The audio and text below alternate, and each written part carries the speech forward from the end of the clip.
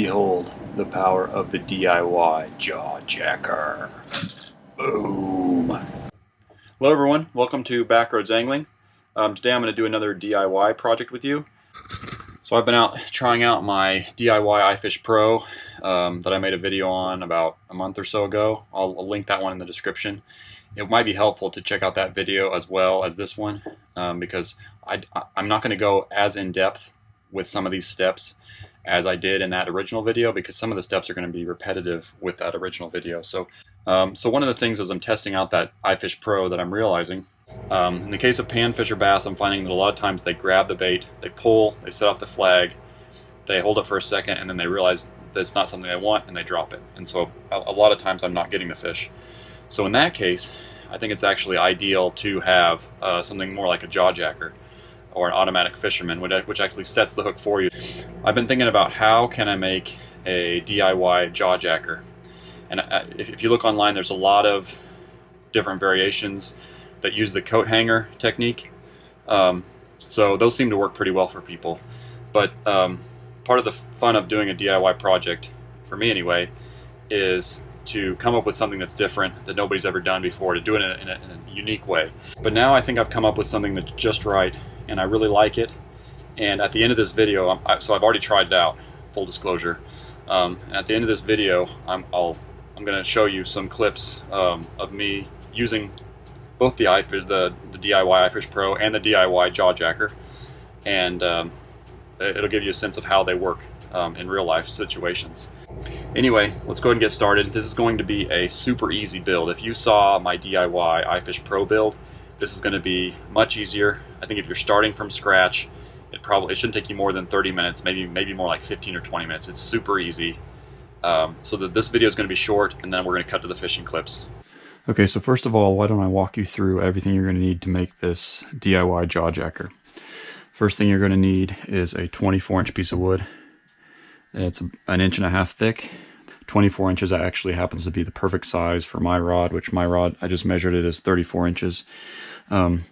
If your rod's not quite that long, you can play with where you want to put your rod holder up and down the board. So this should work for most ice fishing rod sizes. The next thing you're going to need is going to be a mouse trap. There's ones from Victor.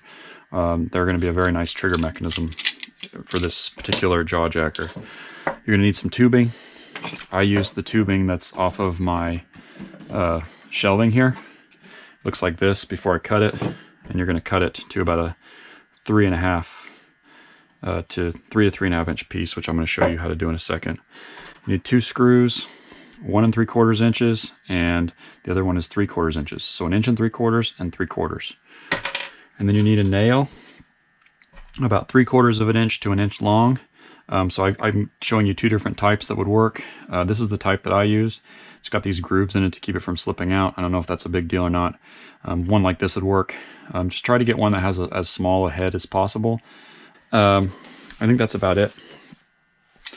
First thing you're going to want to do is measure out your rod holder.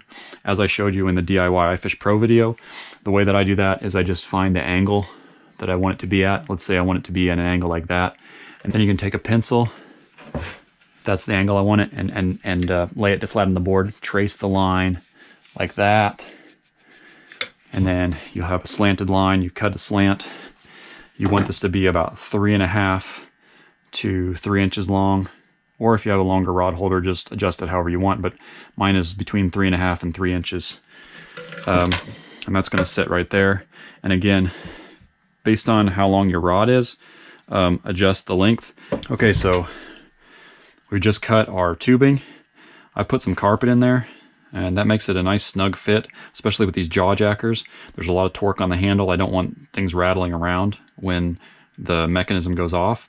Then what you want to do is you want to drill, I'd say like at a 45-degree angle, through your tubing and then into the wood. And you can see I've already had this out and used it. I just took this apart for the sake of explaining this video.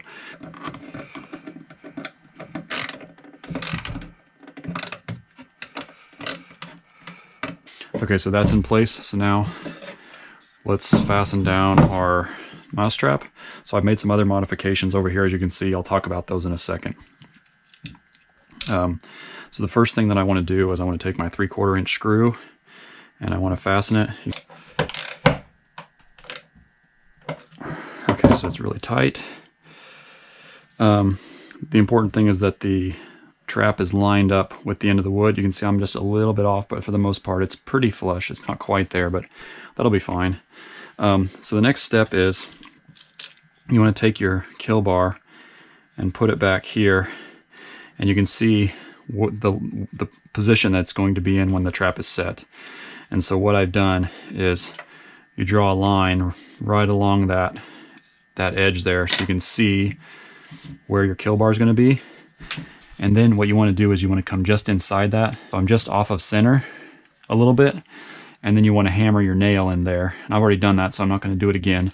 But you want to hammer your nail in so that there's about, I don't know, maybe 1/4 inch sticking up. But you can see how far back I am from the line, just a little ways back from the line there, a little bit inside of it. And then what you want to do is set your trap. So you can see what that nail looks like when everything's set. So let me show you how this looks when it's all set up. Because if you've already hammered your nail in there, now we're about ready to go ahead and set this thing. You're already ready. You're pretty much done with the build. So importantly, what I've got here is I've got a loop in the eyelet of my rod.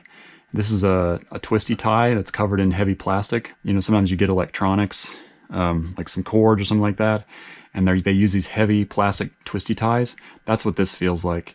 And so it's really strong. I know it's not going to break or anything. It's really nice because I can take it on and off really easily, and I think that's important.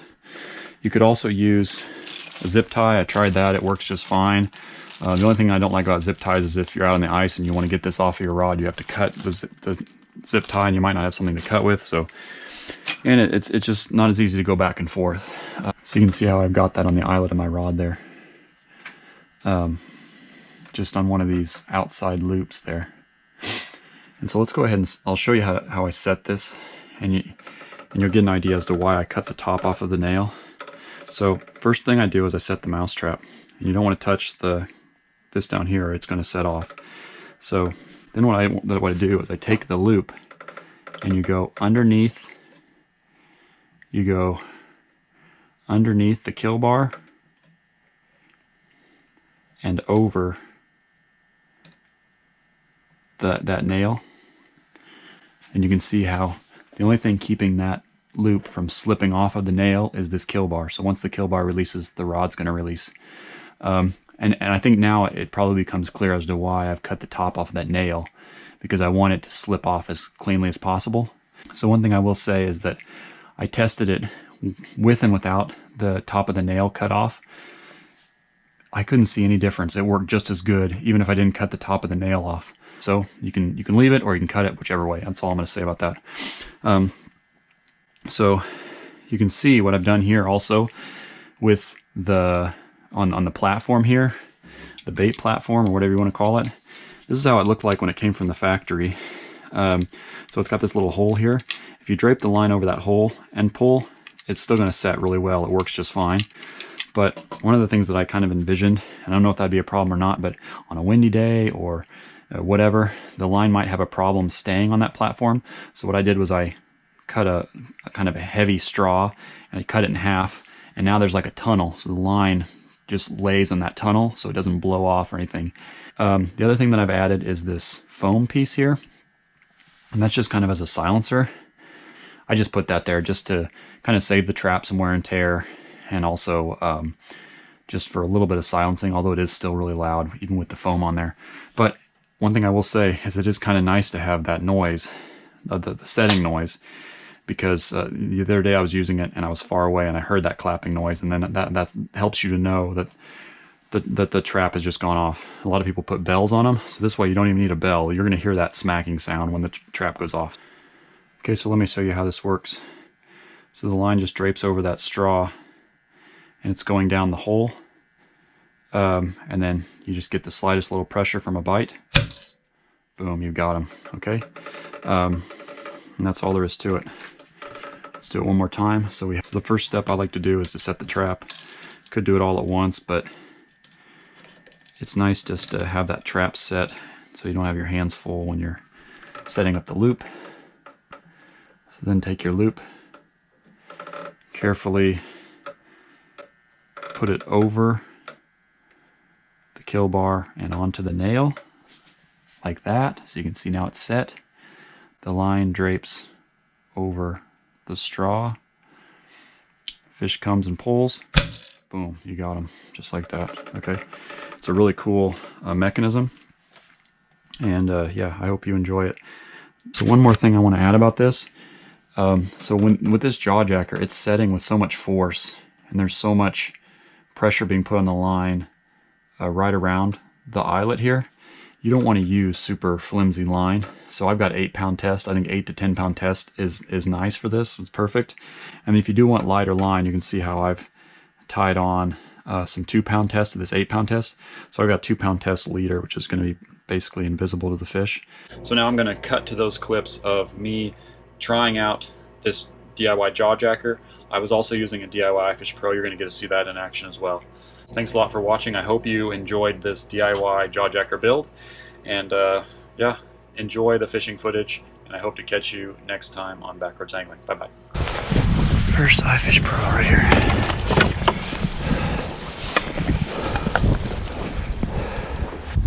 Let's get a minnow down there.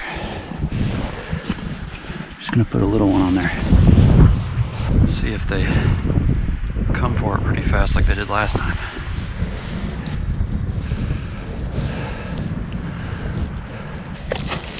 That's about where I want it. Slush off. No fish checking it out yet. Last time they checked it out instantly. 1 wrap, 2 wraps. Lock it in place. Okay. Alright, there's a fish checking it out already. Let's see if this goes off right. This might go off right now. Oh man, that's crazy. There's fish on it already. Let's see if anybody eats it.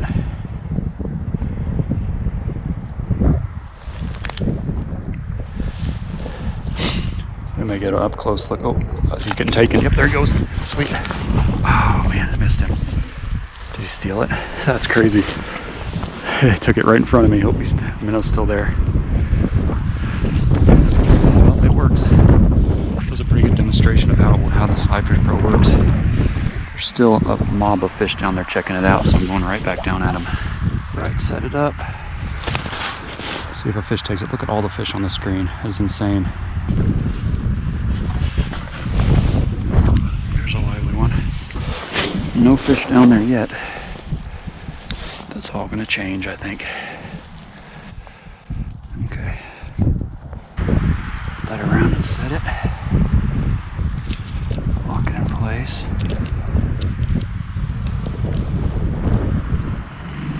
Okay.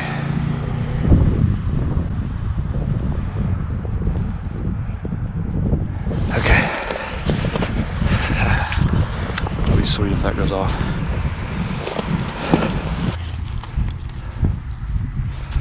Okay. It's a circus here, but pretty happy about that.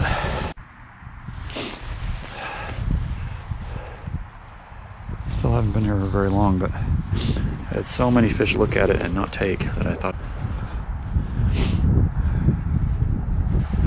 Oop. Yeah, I got one on the tip up. Sweet. I think we do. He's not very big. He's not fighting me. There we go. A bluegill ate that minnow. First fish on the Ifish Pro. He swallowed that thing. First fish on the Ifish Pro. That's pretty cool. Keep the minnow, man. Alright, well, they've been playing with it. He finally ate it. Finally got serious. Nothing yet on the jaw jacker. Okay, let's get nice and oh, there we go. Yes, jaw jacker works. That was awesome. That's awesome. Got a bass. Oh, that was cool. Well, all the tip-ups are working. That's awesome. That's awesome. I didn't know if that thing was... Well, I thought it was going to work, but That's cool to see it in action. Both tip-ups worked within 10 minutes, 5 minutes of each other. Bass on my homemade jaw jacker, first one.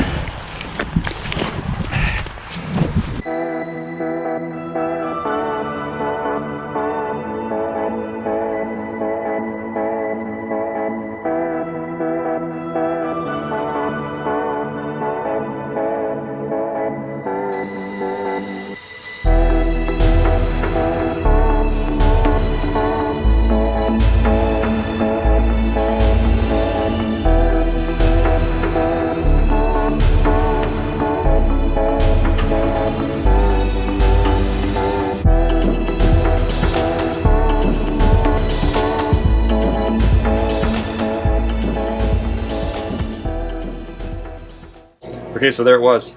So I ended up, in that outing, I ended up catching 2 fish on the jaw jacker, 2 fish on the Ifish Pro. I had 1 fish on the Ifish Pro that I lost.